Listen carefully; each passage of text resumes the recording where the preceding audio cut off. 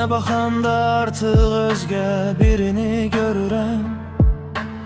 Tanıdığım o simanı yaddaşımdan silirəm. Gözlərində o köhnə istilikdən əsər yox. Sanki bir buzdağıdır soyuqlu qəlbə ox. Mən səni o saf, o təmiz duyğumla sevmişdim. Səni ömrümün ən müqəddəs sandı bilmişdim.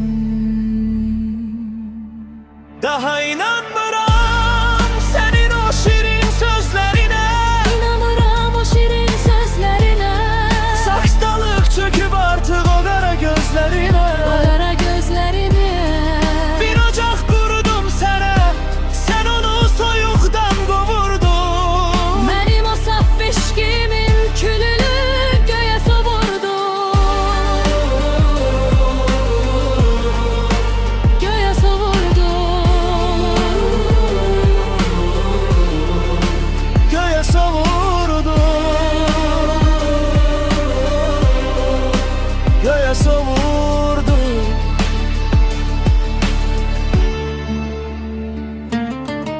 Baxın bu mənzərəyə, hər kəs bir axına qapılıb. Modernlik adı altında köhnə dəyərlər satılıb. Qlobal bir senari bu, hədəf ailənin özü. Ekranda parlayan yalanlar tutur hər kəsin gözü. Qadın evin direğiydi, onu çıxardılar çölə. Azadlıq dedilər, amma ruhu etdilər kölə. Türkün nizamı sarsılır, ocaqlar tək-tək sönür. Həyat bir səhnəyə, ailə bir vitrinə dönür.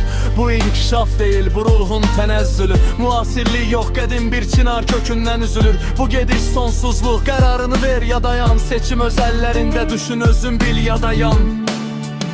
Daha inanmıram sənin o şirin sözlərinə. İnanmıram o şirin sözlərə. Saxtalıq çöküb artıq o qara gözlərinə. Qara gözlərinə.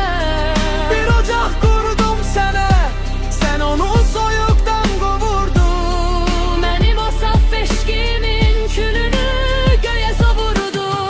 Nə səmimiyyət qaldı, nə o köhnə vəfa. Bu yeni dünya bizə gətirdi min cür cəfa. Gözlərim bağlıymış, indi hər şeyi görürəm. Mən bu yalan xalçanı ilim-ilim sökürəm. Ayıldım artık, gece oldu ama ayıldım. Ayıldım, herkes öz yoluna.